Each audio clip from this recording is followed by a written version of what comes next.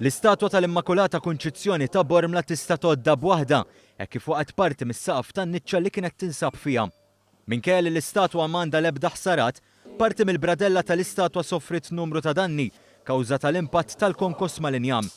L-Arċipriet ta' Bormla Dun Anton Kassar stqarma One News li huma ndunaw b'dan l-inċident waqt li kienu qed jippreparaw il-vara sabiex tmur għal xi xogħlijiet ta' manutenzjoni. Nippruvaw għandna ċans illi nirranġaw xi ftit l-affarijiet, qed tifhem, imma l-grazzja t'Alla hemm ħafna trab u affarijiet u waqgħet biċċa mis-saqaf, imma għall-grazzja t'Alla l-istatwa ma ntmissetx ġifieri.